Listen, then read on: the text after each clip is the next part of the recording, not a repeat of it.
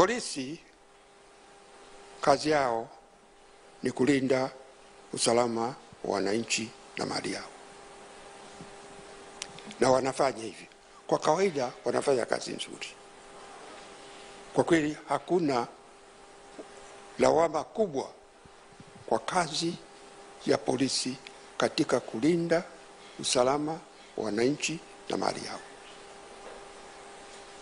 Matatizo yanakuja polisi wakianza kushughulikia siasa.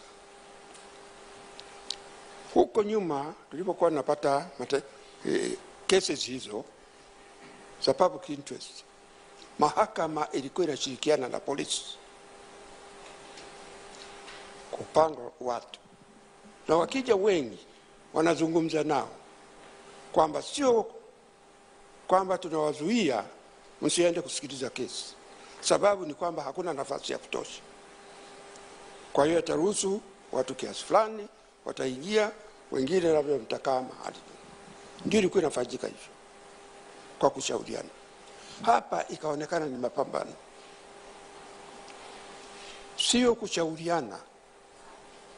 Ni kwenye geti imezuiwa wasiingie, wala hujui kama kule kuna nafasi ama hapana. Ni kuzuia. Na walivyokuja polisi hawakuja kwa njia ya amani. Maana unakuja unashughulika na hili, uje kwa amani. Ukiona iliyotokea tarehe 24 na baada ya 28, walikuja kwa mtindo wa vita. Uko kwenye uwanja wa vita, umejiandaa, una silaha, una magari mengi tu, askari wengi sana. Kwa hiyo una bunduki, una marungu, umevaa helmet, una mbwa, una farasi. Yani atmosphere ile ni kama uwanja wa vita. Hapo ndio tulifanya kosa la kwanza. Ingewezekana kabisa kusema hapa ni kweli hakuna nafasi ya kutosha, watakaoweza kuingia hawa wengine, ama wafanye utaratibu mwingine. Na nadhani technology sasa imeendelea, wangeweza hata kuwa na screen mahali fulani wakasikiliza. Lakini inaonekana kama mapambano.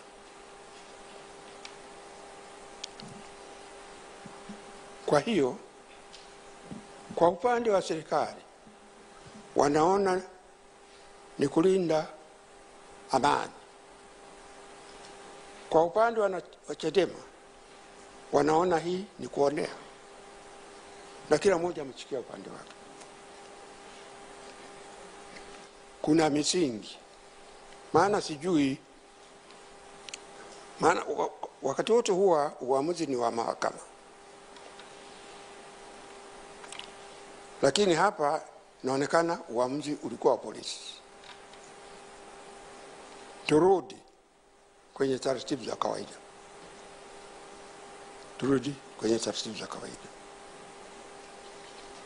Lakini ilikwenda mbali zaidi, na hii inasikitisha kidogo, kwa sababu ndio inapandikiza mbegu ya vurugu ya baadaye. Siku hiyo kuna wananchi walikamatwa na polisi pale pale Kisutu, wakawekwa kwenye magari, wakachukuliwa na polisi. Mambo ya kawaida, ungetegemea wanapelekwa kwenye police station. Hawakupelekwa kwenye police station. Baadaye wamekuja kutoa maelezo. Wamezungushwa sehemu mbalimbali,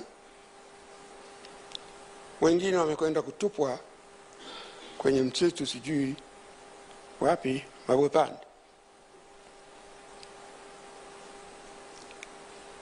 Wameumizwa, wengine wamevunjwa miguu, vunja mikono.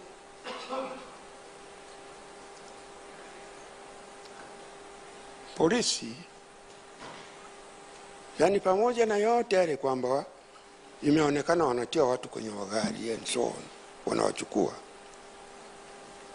wanasema hakukamata watu, hakukamata watu, na wanataka waaminike kwamba hakukamata watu. Lakini ni kwamba hawa watu wamekuja wamezungumza, na waliozungumza pamoja na polisi kusema hakukamata watu, waliozungumza hakuna kwa upande wa polisi waliokana yaliyotendeka. Polisi wanasema walikamata wawili tu, walikamata wawili viongozi wa Chadema. Maana mimi sijui wanatumia sheria gani kwamba hawa walikuwa njiani kwenda mahakamani, Heche na Mnyika. Heche amekamatwa Saranda Bridge, kuna police station pale Saranda Bridge, amekamatwa pale saa 2 also asubuhi.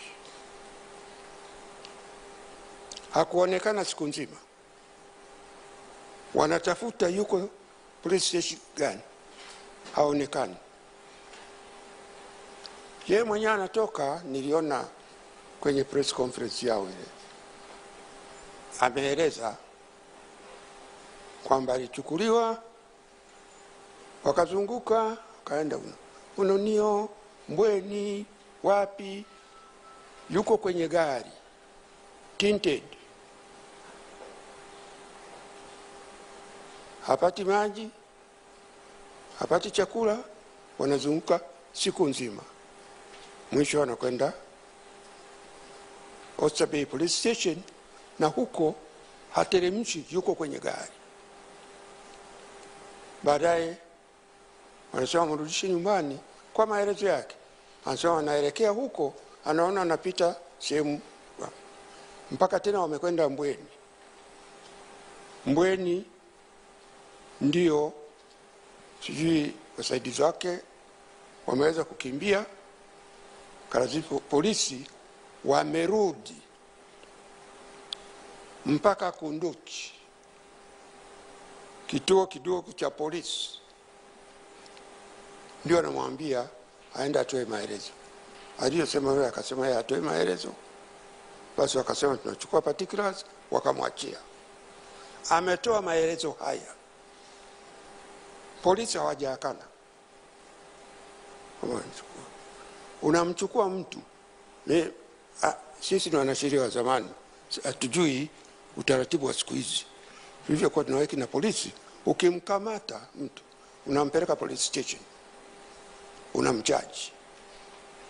Haikuwapo unamkamata mtu siku nzima, unazunguka naye, kisha unamwachia bila kumchaji. Sijui ni sheria gani inatumika. Na Mnyika naye ana the same story, polisi hawajakana. Na wanataka wananchi waamini. Na haya yote yalizungumzwa, hakuna kitu. Nasema hii kwa upande wa polisi. Nilisema 2020, nilisema 2024, tuache kuhusisha vyombo vya ulinzi na usalama kwa shughuli za kisiasa. Tuache waendelee na shughuli zao, watakuwapo katika shughuli za kisiasa, watakuwapo, lakini wasiwe wao ndio wanaamua haya mambo. Yatakuwa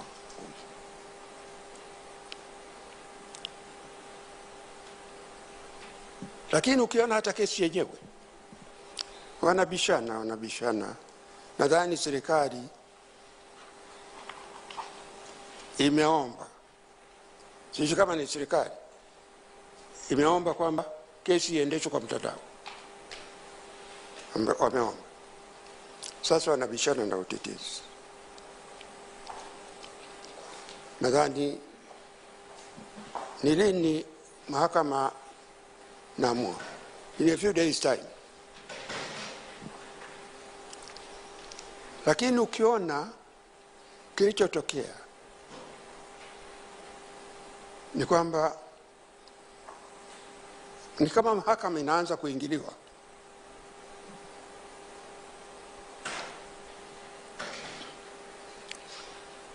Siku chache zilizopita nilikuwa naangalia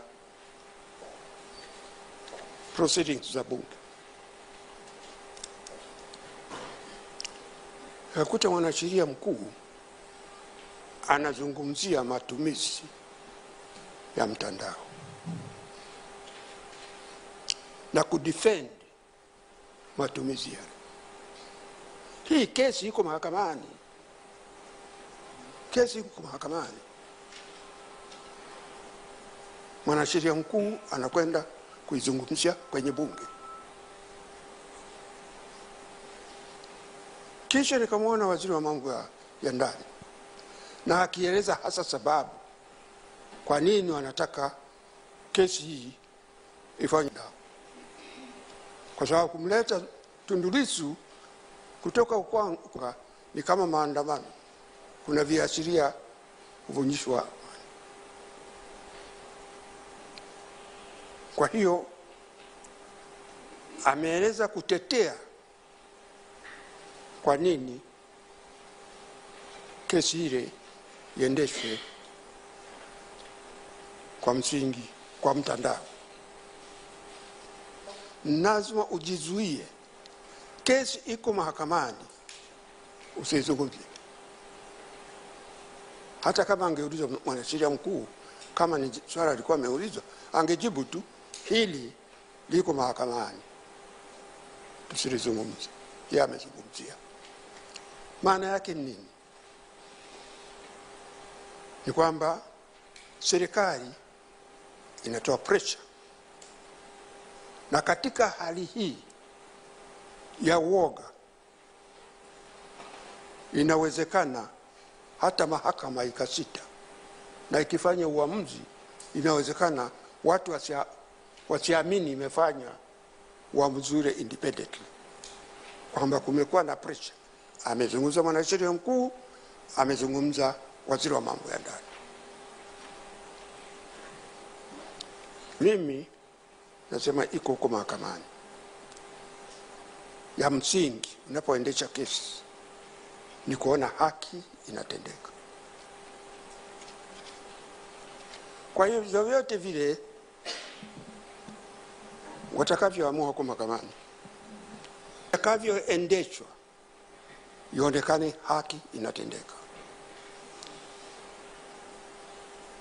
Na haki sio upande wa serikali tu. Utaratibu wowote utakao tumika uwe ni wa haki, serikali ipate nafasi yake, mtuhumiwa apate nafasi yake. Na sheria zetu sijui kama zimebadilika. Kwa makosa makubwa, mtu akishtakiwa kama hana uwezo wa kuajiri wakili, si serikali inamlipia? Lazima apate wakili. Apate wakili. Na yule wakili awe na nafasi ya kushauriana na client wake. Kwa kesi kubwa kama hizi, kama mshtaki mtu kwa uhaini, ujua akipatikana na hatia ananyongwa. Kisha nasema uwe na utaratibu, yeye awe ni observer, yuko gerezani, kesi inafanya mahakamani, hayuko pale ambapo anaweza kushauriana na wanasheria wake. Ni lazima haki ya mshtakiwa izingatiwe. Basi kama mnataka kama sio mahakamani, basi mahakama iende ifanywe magereza ili wote wao pale. Lakini haya yote yanaonekana ni kisiasa. Na sasa tukiendelea hivi, tunaweza kuingia kwenye vurugu na amani yetu ikatetereka. Mimi na mzee Butukuru tulikuwa tumefikiria mambo ya kushauri, sema nchi iko katika matatizo na ni matatizo makubwa. Viongozi wa nchi Hello, welcome back. JEB Village, what country are you watching from? Today we will show you Africans who eat fish with electricity. African life in the village. They cook good fish, but with electricity. Have you ever eaten it? It's really strange, but it's nice because they eat happily and they also feel the whole world is theirs. It's amazing that this African community uses the same culture of believing that food cooked by a beautiful black woman is tastier, and men like to marry black women because they grow hotter in the country. What are your cultures? After cooking, they must be called old people so that they can eat here. What you are looking at is a fish with electricity. Being cooked, these fish are found in a well in Tanzania, Africa. The African community prepares food together. They sit and eat. When they start to eat, they eat with love and solidarity. They like to eat fish and other things. Surprisingly, this community believes that black women are the most popular for men to visit cities with black women because they believe that these women are hotter. For example, if you look at this girl who cooks, she is a black girl. Because they like women like this, they believe that a girl like this, her food will be tastier because she cooks more calmly. And when she cooks with a beautiful smile. Many people like girls like this more. Men collect cows and visiting families with daughters who are getting married. The surprising thing is that these fish are famous for their sweetness, even though they are electric fish. These fish are found in Tanzania, mainland Africa. Very attractive. If you look at her, like this one who cooks, she is really beautiful. Africa is famous for having very beautiful women. Have you ever been to Africa? If you haven't been, tell us what country you are watching us from. Please count. Scrub channel. There's so many things today. In addition to having good food, the African environment is attractive because the climate is calmer, which causes African people to be beautiful and have softer skin than other continents. If you consider the African environment, it is an environment that encounters rain frequently, but also far from encountering a lot of rain to meet the sun with great calmness, the sun that does not hurt because many deserts are not found in Africa, but are found in other continents. Look at the many attractions found in this video. These are pots that are found only in Africa, but apart from being stuck in a pot, he uses it to move. It is a natural handle. He cuts a tree with 2 horns and holds the pot while moving maize grain that is very nutritious for men. But this grain is famous for children so that they can gain intelligence and women to find the strength to work. It should be remembered that in Africa, women do most of the housework and men go to find income to meet the family. Welcome to our channel to learn many things. We ask you to comment and let us know under we will see what nation will happen.